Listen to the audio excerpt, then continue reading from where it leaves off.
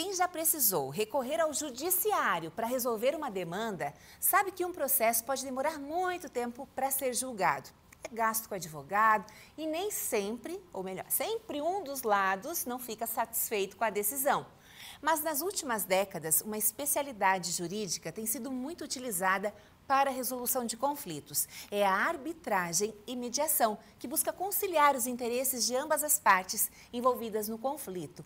Para explicar o que é mediação, arbitragem e responder às suas perguntas também, recebo a advogada especialista em gestão de conflitos, doutora Giordani Flenick. Boa tarde, Giordani, bem-vinda ao Ver Mais. Boa tarde, muito obrigada. A Giordani me explicava que essa ferramenta, essa possibilidade não é tão nova, mas ainda muito desconhecida. Eu começo perguntando, então, o que é arbitragem, qual que é a diferença de mediação? Perfeito. Nós falamos que são formas extrajudiciais de solucionar o conflito. Como bem você abriu o quadro, nós temos a cultura do litígio. Então, a partir de um conflito, de um problema, a nossa primeira ideia é: vou contratar um advogado que vai entrar com um processo no judiciário. Contudo, existem outras formas de solucionar este mesmo conflito, sem a necessidade de uma ação judicial. E tem o mesmo valor, tem o mesmo peso? Sim, tanto a mediação quanto a arbitragem, elas têm uma lei que dá a sustentação e a garantia jurídica para as partes, e através de um acordo ou de uma sentença, no caso da arbitragem, as partes têm, digamos, a mesma tutela jurisdicional que o Estado oferece, só que de uma forma privada e dialogada. E serve para qualquer tipo de problema? Pode ser separação, pode ser até mesmo divisão, herança de bens? Sim, vamos assim diferenciar. A mediação é um procedimento onde as partes, com a ajuda de um terceiro, que é o mediador, vão tentar conversar, ouvir o ponto de vista do outro e, a partir desta restabelecimento da comunicação, as partes vão então construindo um acordo. Isso é a mediação.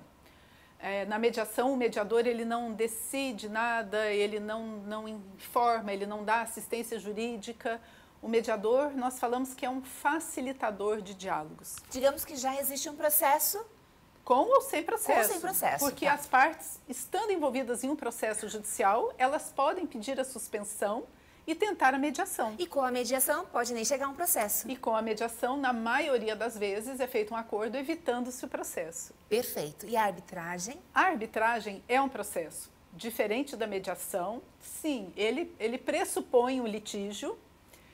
Ele é um confronto porque uma parte está contra a outra e quem vai decidir esse conflito é o árbitro. O árbitro, pela lei, ele equivale a um juiz do Estado. A diferença é que ele é um profissional contratado pelas partes para proferir uma sentença, mas a sentença que ele profere tem o mesmo valor jurídico, a mesma eficácia que uma sentença judicial. Contudo, dentro da arbitragem, sempre o árbitro também auxilia as partes na busca de um acordo. E muitas vezes as partes celebram um acordo na arbitragem e o árbitro homologa, ou seja, ele diz que aquele acordo é válido perante a lei. E com isso também o assunto é resolvido sem a necessidade de uma ação judicial. Eu vou insistir na pergunta: qualquer tipo de ação, qualquer tipo de problema criminal pode ser?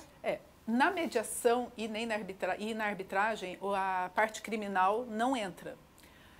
Tirando isso, as questões previdenciárias também podem ser objeto de mediação, mas não de arbitragem. Mas o restante, qualquer assunto, pode ser resolvido pela mediação. E a arbitragem podem ser resolvidas as questões que envolvam valor, que envolvam patrimônio. O que a lei diz, direito patrimonial disponível, ou seja, um direito que eu tenho a possibilidade de negociar, de fazer acordo, de transigir. Uma empresa, por exemplo, os sócios querem se separar o patrimônio, então pode passar pela mediação. Isso, ou pela arbitragem, porque ali está em discussão o patrimônio. Exemplos assim, bem simples, onde nós atuamos bastante com a mediação. Questões familiares, divórcio, guarda de filhos, partilha de bens, inventários, briga entre sócios que querem desfazer a sociedade, ou a mesma questão da sucessão familiar. em que uma nova geração está assumindo e a geração mais antiga, né, tem a dificuldade, às vezes, de entender a nova maneira de gestão da empresa, então ali surgem conflitos. A mediação, ela cabe aonde cabe o ser humano, eu digo. Então, tanto pessoa física quanto jurídica. Sim, qualquer uma. Agora, Giordani, o pessoal pode estar se perguntando, e eu também me pergunto, né, o preço disso. Porque assim, a gente, por mais que se critique o judiciário, existe uma crença, uma cultura de se buscar o judiciário. Pode demorar anos, perder dinheiro, até por orgulho, mas o pessoal insiste no judiciário. Existe um valor diferenciado? Como que a gente pode avaliar também o custo desse tipo de serviço? Isso é importante, porque sendo uma empresa, um profissional autônomo, privado, que oferece esse serviço é pago. Esse serviço ainda o Estado não bonifica. Enquanto que no judiciário, as pessoas que não têm condição de pagar, elas têm o benefício da justiça gratuita. Então, esse é um ponto a avaliar. Tanto a mediação quanto a arbitragem são pagas. Contudo, se formos analisar o tempo que leva uma demanda no judiciário para ser resolvida e o tempo que se leva na mediação ou na arbitragem, com certeza, né, ela é economicamente mais barata. Por quê? Porque o tempo desse conflito, muitas vezes, está consumindo, né, com custas processuais, com despesas. Digamos, por exemplo, uma questão de locação, em que o inquilino não está pagando o aluguel. O dono do imóvel entra com uma ação no judiciário, pode levar aí 2, 3, 4 anos, às vezes até mais. E durante todo esse tempo o proprietário não está recebendo aluguel. Na mediação ou na arbitragem, isso é questão de meses, às vezes semanas. Então, o proprietário pagou o serviço do árbitro, pagou o serviço do mediador, mas em questão de pouco tempo, ou ele fez um acordo e o inquilino voltou a pagar, ou o inquilino desocupou o imóvel e ele ficou com o imóvel liberado para alugar para outra pessoa. Perfeito exemplo. Mas, digamos, vamos pegar esse caso, que o proprietário quer levar isso para uma mediação ou para a arbitragem e a outra parte não quer. Como funciona? Quando não quer, dois não brigam. Então, para que as partes sejam obrigadas a participar da mediação ou da arbitragem, isso tem que estar previsto no contrato. Todo contrato tem a cláusula lá dizendo aonde será resolvido o conflito, caso ele surja.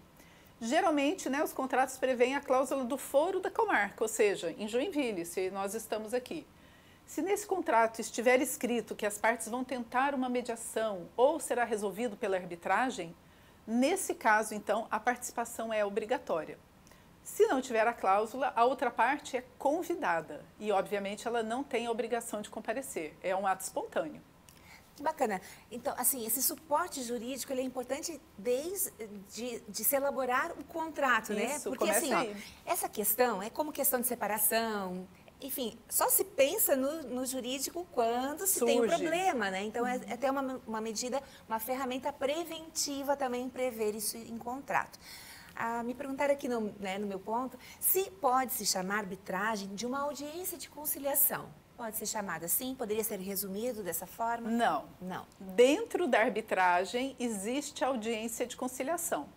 Porém, o objetivo da arbitragem não é o acordo em si.